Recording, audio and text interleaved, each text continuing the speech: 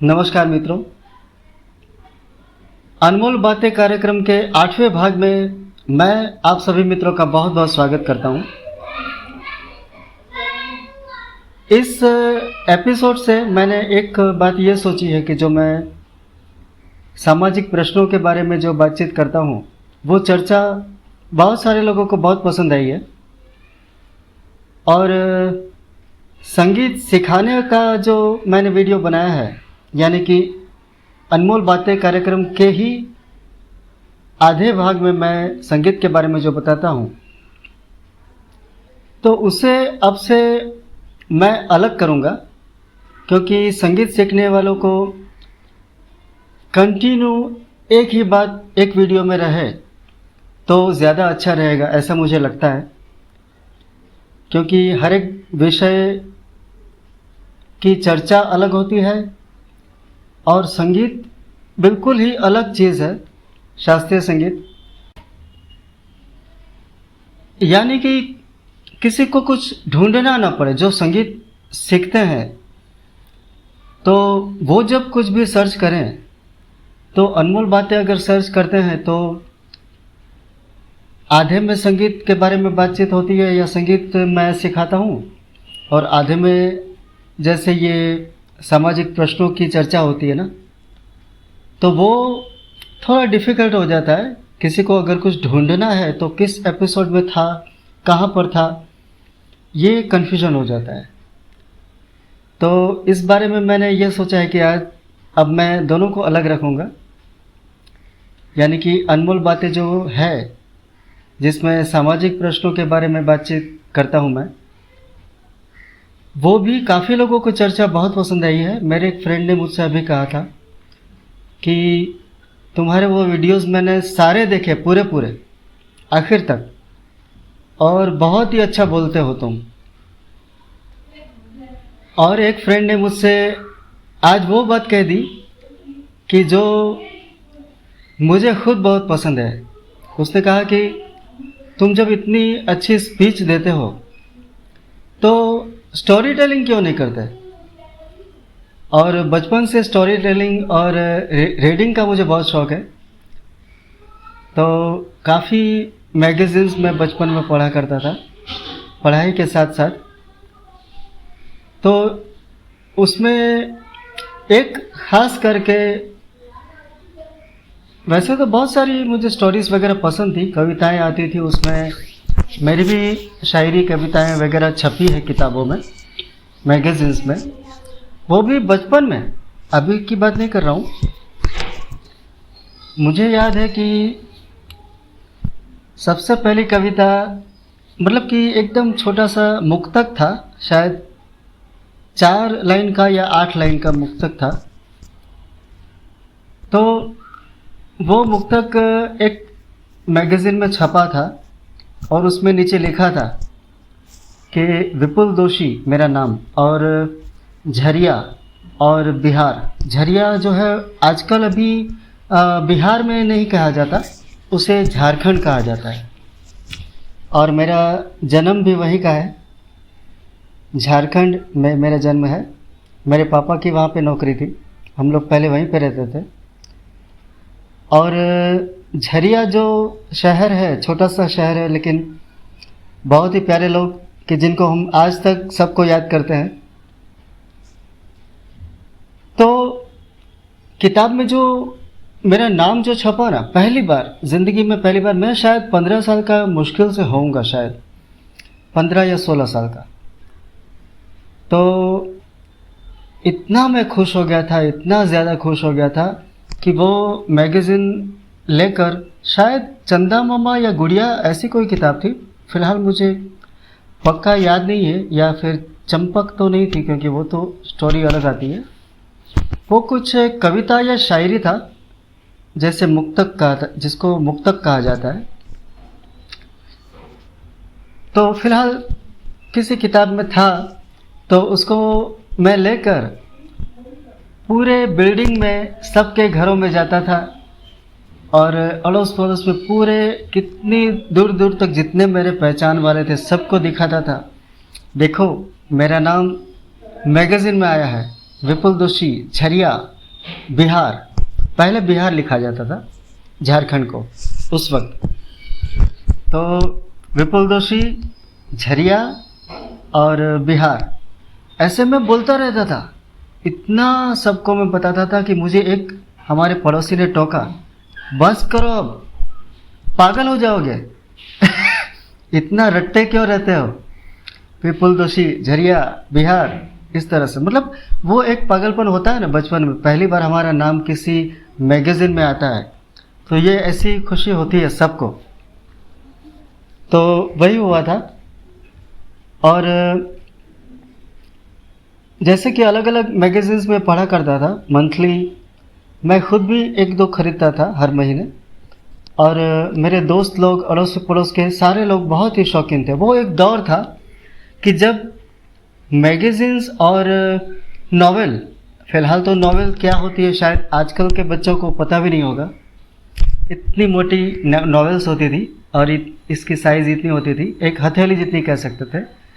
और बहुत ही काफ़ी मोटी किताब होती थी, स्टोरी टेलिंग की, बहुत ही लंबी, पूरी जैसे फिल्म होती है ना वैसी एक कहानी एक ही बुक में होती थी, और उसको नॉवेल कहा जाता था। तो वो उस वक्त तो 5 रुपये 10 रुपये की आती थी, तो बहुत महंगी कही जाती है। उस वक्त का 5 रुपया बहुत ज़्यादा होता था, क्योंकि मैंने तो 5 पैसे 10 पैसे भी खर्च किए हैं। फिर 2 आना भी मुझे याद है, 3 आना भी मुझे याद है, 1 आना भी मुझे याद है। 1 आना दरअसल मेरे पास था नहीं, लेकिन मैंने सुना था उस वक्त। 1 पैसा था मेरे पास, 1 पैसा, 5 पैसा, 10 पैसा, फिर 20 पैसा, फिर 25 पैसा और 50 पैसा, इतना मुझे याद है। फिर 2 रुपये भी थे, हाँ 2 रुपये का सिक्का भी था।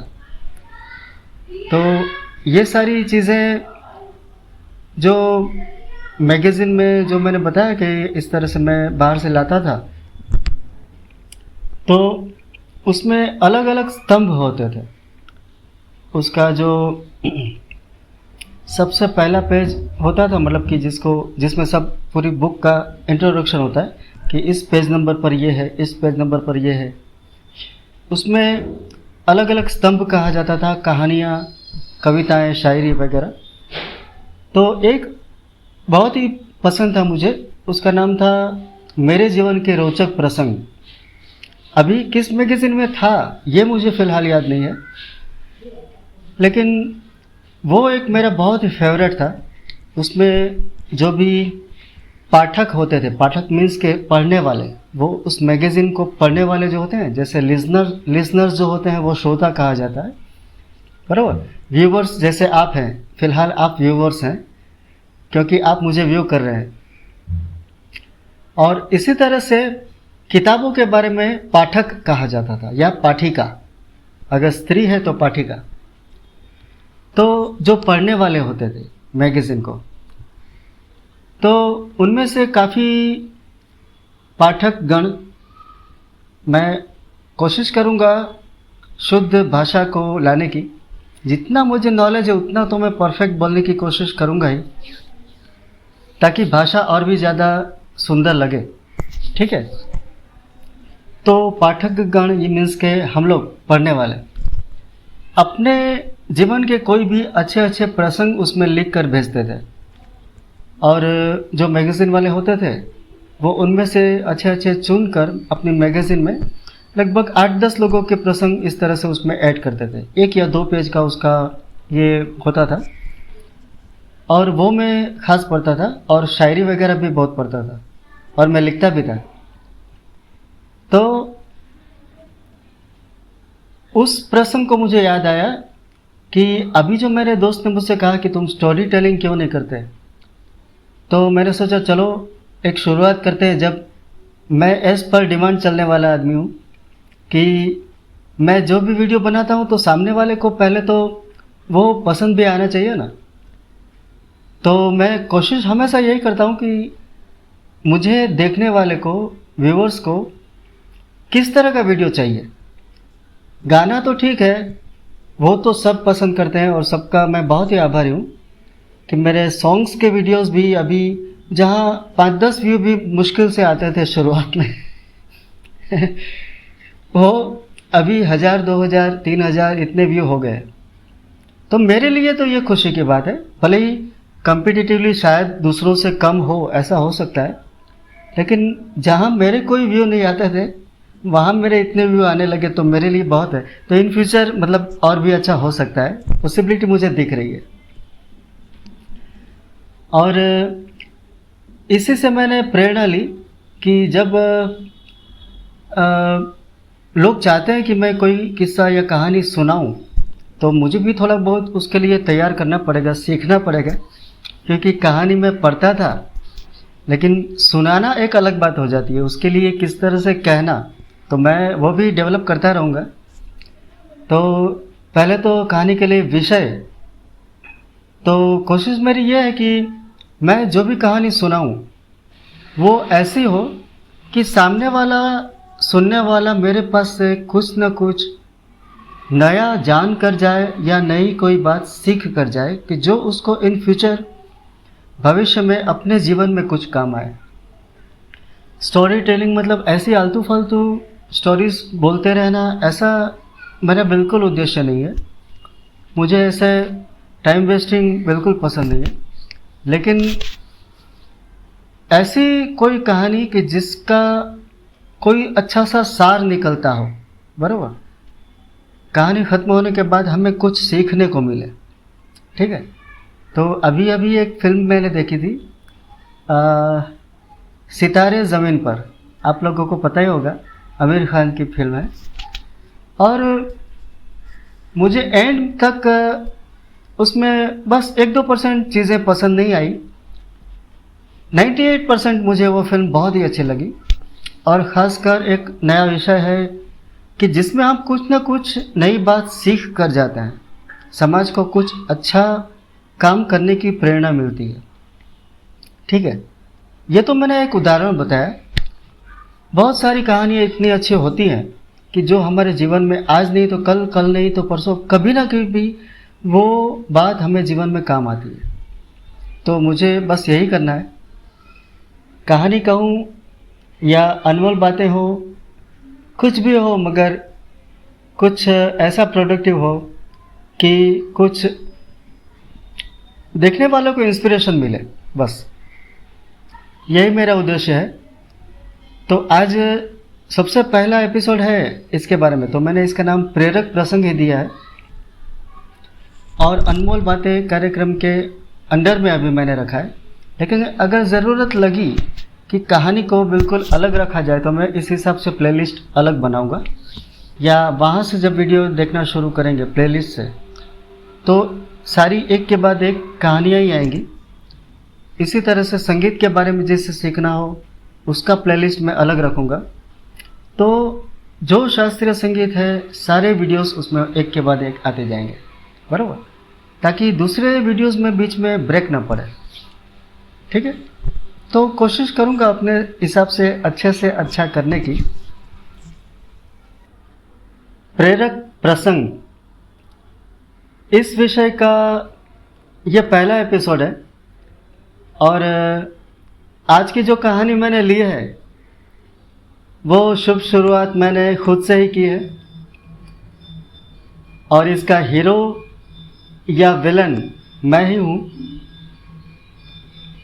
दरअसल आप लोग जानते हैं कि मैं बहुत ही स्ट्रेट फॉरवर्ड आदमी हूँ। मैंने इससे पहले भी कहा है कि मुझे कोई चीज़ छुपाना या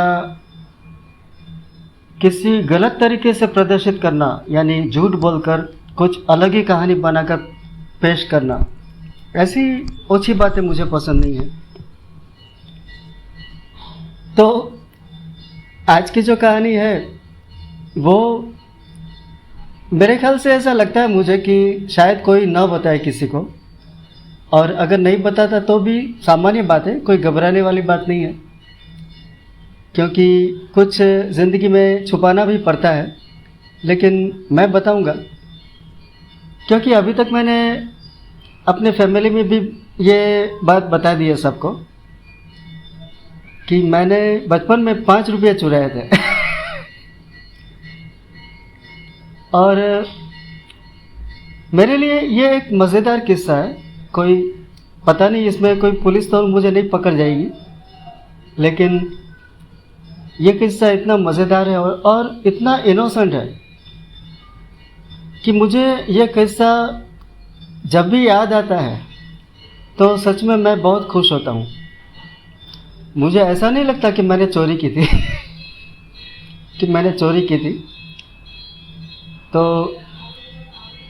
दरअसल हुआ था ये कि जब मैं शायद 15 साल के आसपास था, तो उस वक्त एक जिस तरह गेम आजकल वीडियो गेम्स वगैरह होती है ना, तो उस वक्त तो ज़्यादा वीडियो गेम्स वगैरह कुछ नहीं था। तो एक गेम थी क्यूब करके, क्यूब अभी भी शायद मिलती है, मैंने कहीं पे देखा था कुछ साल पहले, 2 साल पहले ही, खिलौने की दुकान में। तो ऐसा स्क्वायर में होता है और उसको ऐसे घुमा के उसके कलर सेट करते हैं, बराबर ऐसे ऐसे घुमा घुमा के कलर सेट करते हैं। तो एक साइड में सपोज़ कि येलो कलर हो जाता है, एक साइड में ग्रीन हो जाता है, एक साइड में उसका रेड हो जाता है। इस तरह से जितनी भी उसकी साइड्स होती हैं, शायद 6 साइड्स होती है, तो सारी साइड में अलग अलग कलर हो जाते हैं। वो बहुत ही ब्रिलियंट गेम है, ठीक है। तो जब मैं बच्चा था तो वो उस वक्त बिल्कुल नई नई निकली थी ये गेम, बिल्कुल शुरुआत शायद होगी मेरे ख्याल से। मेरे ख्याल से उस गेम की वो शायद शुरुआत ही होगी, क्योंकि मैंने पहली बार वो गेम देखी थी और मेरे बड़े भाई साहब जो हैं वो कहीं से लेकर आए थे और मैं कुछ दिन तक तो खेला, फिर पता नहीं उसको मैंने तोड़ दिया या फिर खो गया, ये मुझे याद नहीं। और वो क्यूब मुझे इतना पसंद था कि मतलब उसके बिना मुझे वो खेलना अधूरा लगता था, इतना मुझे वो उसके, क्योंकि वो माइंड गेम थी ना, तो मेरे पास दिमाग तो था जोरदार तो वो मैं पूरे दिन जब भी फ्री होता था तो खेलते रहता था। तो फिर जब वो खो गया या टूट गया शायद, फ़िलहाल मुझे याद नहीं है, तो मुझे वो दूसरा चाहिए था। और चूँकि तब तो हम बच्चे होते हैं तो कमाई तो होती नहीं है, पॉकेट मैन मनी तो कुछ होता नहीं है इतना। वो 5 रुपये तो बहुत बड़ी बात थी और बच्चों के पास इस तरह से पैसे नहीं होते थे। मेरे पास मुश्किल से 50 पैसे या 25 पैसे होते थे बस, ज़्यादा से ज़्यादा। उस वक्त सब बच्चों के पास इतने ही पैसे होते थे, बहुत ही सस्ता था ना उस वक्त। 5 पैसे 10 पैसे में तो बहुत सारी चीज़ें आ जाती थी, 25 पैसे में तो कितनी सारी चीज़ें आप खरीद सकते थे, मतलब बच्चे, ठीक है। तो वो पॉकेट मनी 50 पैसे तो कितनी आपको 2 दिन तक खर्च नहीं कर सकते, इतना होता था। तो 5 रुपये वाली बात थी। अब 5 रुपये मैं लाऊं कहाँ से? तो मैंने घर में बोला पापा मम्मी को, तो पहले तो उन्होंने बिल्कुल साफ मना कर दिया कि हर महीने कोई ना कोई बहाना करके कुछ ना कुछ खर्च करते रहते हो, आज ये चाहिए आज वो चाहिए, ठीक है। जैसा कि हर घर में होता है, वो इनोसेंट होता है, उसमें कुछ गलत नहीं है। माँ बाप बच्चों पर जैसे इतना कंट्रोल तो रखते ही हैं, वो किसी हालत में वो गलत नहीं कह रहा हूँ मैं। और मुझे वो ख़रीदने की ज़िद थी। वैसे देखा जाए तो मेरी ज़िद भी ठीक थी, क्योंकि वो मैं कोई अच्छी चीज़ ही ख़रीदना चाहता था ना, कि मैं कोई आलतू फालतू खर्च नहीं करना चाहता था कि जिससे कोई भी फ़ायदा ना हो। आखिर ये ब्रेन गेम है जिसको अगर मैं खेलूँगा रेगुलर तो मेरा मस्तिष्क का विकास होगा, बच्चों का। ये गेम खेलने से भी डेवलपमेंट होता है ना, लिमिट में खेलने में। तो इस कारण से मैंने काफ़ी दिनों तक ज़िद की। फिर मैंने देखा अब तो कुछ भी मेरा होने वाला नहीं है, मेरी दाल गलने वाली नहीं मेरी दाल गलने वाली नहीं है। तो फिर एक बार क्या किया कि मुझे पता था कि मम्मी यहाँ पे पैसे रखती है, और पापा जो भी घर खर्च के लिए पैसे देते थे ना उनको, हर महीने का इतना खर्च करना है, तो वो पूरा हिसाब किताब इतना पक्का होता था कि मान लीजिए 1500 रुपये मेरे ख्याल से उस वक्त पापा देते थे, और 1500 में तो पूरा घर महीने भर चलता था। ठीक है, क्योंकि उतना सस्ता था उस वक्त। तो वो पैसे कहाँ पे रखते हैं कबर्ड में, वो सब कुछ मुझे पता था। तो मैंने पहले कभी किसी से मतलब कि कभी कुछ भी पूछे बिना ऐसा लिया नहीं था। घर में कोई भी चीज़ हो ऐसी ज़रूरत नहीं थी, क्योंकि हमारी हर एक ख्वाहिश पापा मम्मी ने पूरी की है बचपन से। कभी भी कोई हमें प्रॉब्लम नहीं हुई, और कभी बिना पूछे पैसे लेना या चुराना पैसे चुराना तो मतलब ज़रूरत ही नहीं थी, क्योंकि सारी चीज़ें पापा हम लोगों को ला कर देते ही थे। मम्मी भी जो भी ख़रीदना हो कभी मना नहीं करती थी। कभी कभी कोई ज़िद ऐसी मेरी उनको गलत लगती थी कि ऐसे खर्च नहीं करने हैं, तो उस वजह से उन्होंने मुझे मना किया था, क्योंकि उनको एक बजट भी तो देखना था ना। और ये सब बातें मैं तो समझता नहीं था, मैं बच्चा था। तो महीने का खर्च इतना होना चाहिए, इतने बजट में हमको जीना चाहिए, इससे ज़्यादा खर्च हमको नहीं करना चाहिए। हर महीने का एक बजट फिक्स होता था। तो वो मम्मी जो मैनेज करती थी बराबर, तो उनको पूरा हिसाब रखना पड़ता था। 5 रुपये का, 2 रुपये का पूरा हिसाब। और ये सब बातें मुझे नहीं पता थी कि क्या होता है मैनेजमेंट, कि घर को किस तरह से चलाया जाता है, मंथली खर्च कितना होता है, करना चाहिए, किस लिमिट में हमको रहना चाहिए। हमारी इनकम, पापा के इनकम के हिसाब से हम बच्चे सब जैसे रहते हैं ना, तो वो सब तो समझ थी नहीं उस वक्त। तो मेरी मम्मी सोई थी दोपहर को, जैसे आराम करते हैं ना घर में, और मैंने चुपके से कबर्ड खोला। बिल्कुल आवाज़ नहीं हुआ ऐसा, वो लोहे का कबर्ड था तो उसमें तो थोड़ा सा भी आवाज़ कर सकती है, लेकिन एकदम मैंने साइलेंटली उसको खोला जैसे फिल्मों में वो चोर लोग तिजोरी खोलते हैं ना, तो चुपके से वो एकदम खुला, आवाज़ नहीं होने दी। और फिर उसमें किस जगह पर पैसे रखते थे ये भी मुझे पता था तो वो ड्रॉअर खोला, एकदम चुपके से, आवाज़ नहीं हुई, खामोशी से, बिल्कुल चोर की तरह। फिर मैंने हाथ निकाला तो अंदर पूरा 5 रुपये का बंडल हाथ में आया, मतलब जैसे कुछ 1000-2000 रुपये होंगे, तो 5 रुपये का एक बंडल है। तो उसको 5 रुपये का बंडल में कितने पैसे होते हैं ये भी मुझे पता नहीं था उस वक्त। ठीक है, तो उसमें से मैंने क्या किया, 5 रुपये की एक नोट निकाली, बराबर, सिर्फ एक नोट। बाकी सारे पैसे मैंने वापस चुपके से धीरे से रख दिए, धीरे से ड्रॉअर बंद कर दिया, और धीरे से कबाड़ बंद कर दिया, और एकदम धीरे धीरे चाबी घुमा के फिर से लॉक कर दिया, जैसे हम फिल्मों में देखते हैं ना, बिल्कुल उसी तरह से। और जब बंद हो गया तो चुपके से, बिल्कुल आवाज़ नहीं हो, चाबी अपनी जगह पे रख दी और चला गया मैं खिलौने वाले की दुकान पे। वो 5 रुपये का था। मैंने मम्मी से पहले मांगा था, हाँ ये मैं बताना भूल गया, पहले मैंने मम्मी से मांगा था कि मम्मी मुझे 5 रुपये दीजिए। हम गुजराती में बा कहते हैं, बा मीन्स माँ, मदर। तो मैंने बोला बा 5 रुपये आपो, मीन्स के मम्मी 5 रुपये देना, मुझे ये क्यूब खरीदना है, क्यूब वो खिलौना। तो मेरी मम्मी ने बहुत डांट के मतलब मुझे भगा दिया था, बराबर। तो मेरी मम्मी को पता था कि 5 रुपये इसने मांगे हैं, तो वो 5 रुपये की अमाउंट उनके दिमाग में थी। फिर जब मैं खिलौने वाले के पास गया तो वो 5 रुपये का क्यूब था, वो मैंने ख़रीद लिया। मैं आ गया घर पे और खेलने लगा, तो मेरी मम्मी ने देखा, बोला ये पैसे कहाँ से आए तुम्हारे पास?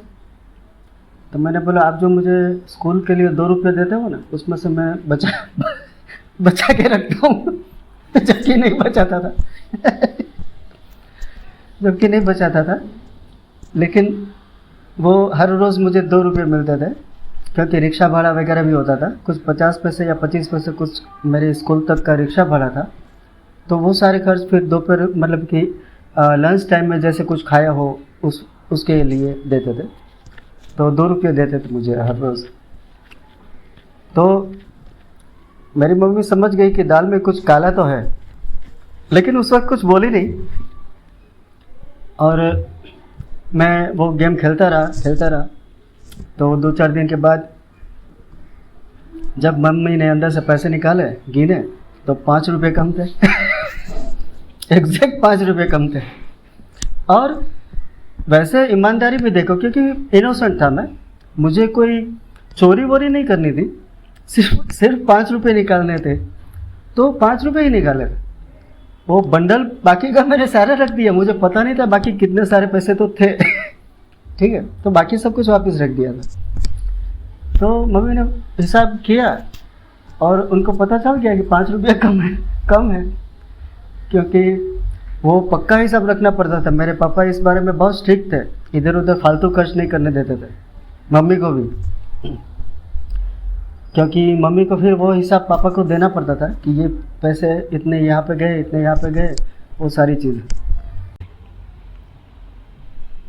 तो पहले तो मम्मी ने पूछा मुझे, उनको ऐसा लगा, पता चल गया होगा शायद कि वो 5 रुपये मैंने निकाले होंगे, और वो चूँकि नींद में थी, सोई थी, तो उनको ऐसा लगा कि उनको ये भी पता होगा कि शायद कि मैं नींद में दोपहर को सोती हूँ, इसका पता है, उसी वक्त इसी वक्त इसने निकाला होगा ये पैसा।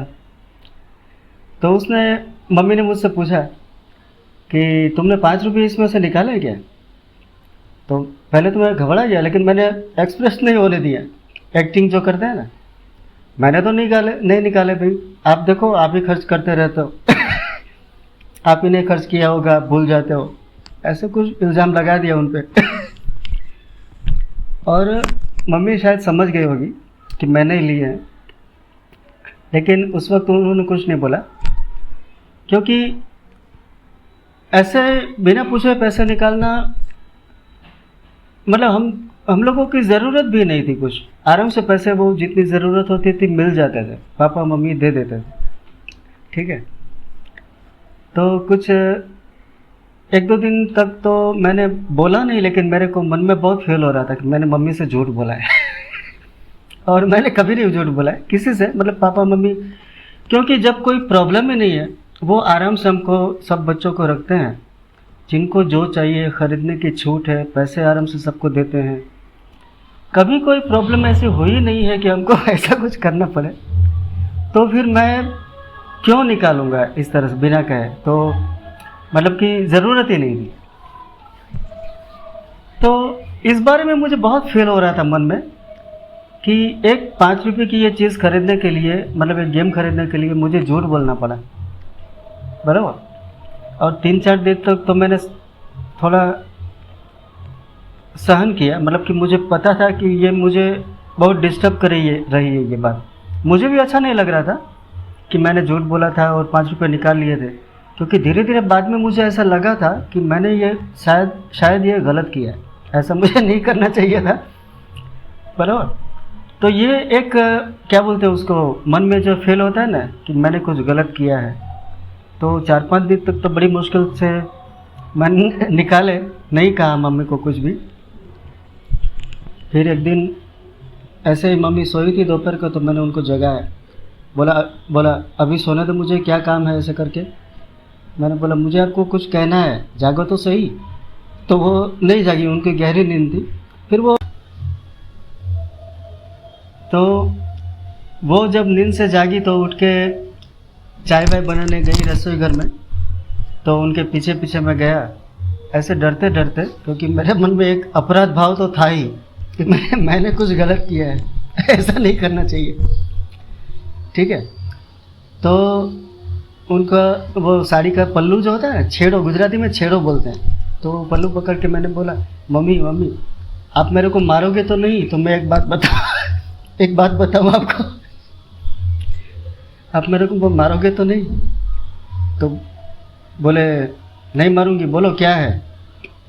तो मैंने बोला वो आप 5 रुपये ढूंढ रहे थे ना, वो मैंने निकाले। मतलब इतना इनोसेंट था उस वक्त कि मुझे सिर्फ मार का डर था, थोड़ा डर में कि अब मेरी पिटाई कहीं नहीं हो जाए। तो पहले ही मैंने कंफर्म कर लिया कि आप मुझे मारोगे नहीं ना, तो मैं बताऊं। और मैंने बोल दिया कि आप जो 5 रुपये बोल रहे हो ना कि इसमें कम है, वो मैंने ही लिए। और मेरी मम्मी का कितना ट्रस्ट था मेरे पे, देखो उन्होंने क्या बोला, वो भी बात मैं शायद कभी नहीं भूल पाऊँगा। उन्होंने मुझसे ये कहा कि मुझे पता है कि ये तुमने लिए है, लेकिन मैं इंतज़ार कर रही थी कि तुम मुझे बताते हो या नहीं, तुम इतने सच्चे हो कि नहीं। और ये बात इतनी मेरे मन में असर कर गई कि आज तक मैं भूला नहीं हूँ कि जहाँ मुझे मार पिटाई का डर था, वहाँ मेरी मम्मी को ये पता था कि 5 रुपये इसने लिए हैं, लेकिन वो इंतज़ार कर रही थी कि मैं ईमानदारी से ये बात उनको बताता हूँ या नहीं, क्योंकि कोई ज़रूरत ही नहीं थी ना, हमें घर में कोई पैसे बिना पूछे लेने की कोई ज़रूरत ही नहीं थी। सबको, सब भाई बहन को आराम से पैसे मिलते थे, अच्छे अच्छे कपड़े पहन के हम लोग मज़े से बड़े हुए हैं सब। तो वो जब मैंने बोल दिया और मैं बच गया कि मेरी पिटाई नहीं हुई, तो मैं इतना मेंटली रिलैक्स हो गया कि मुझे ऐसा लगा कि शायद ये वातावरण हर घर में होना चाहिए।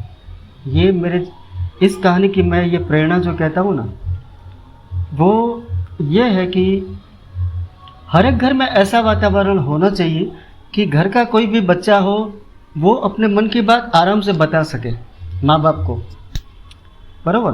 क्योंकि बच्चों को ज़्यादातर क्या होता है कि बच्चों को डर होता है, और किसी भी तरह अगर वो कभी कुछ गलत कर देते हैं, बराबर, तो वो ऐसी बात अगर छुपाते रहते तो उनको एक आदत पड़ जाती है कि आज मैंने 5 रुपये चुराए, कल शायद मैं ज़्यादा कुछ चोरी करूं या ऐसा कुछ करूं या झूठ ज़्यादा बोलने लगूं।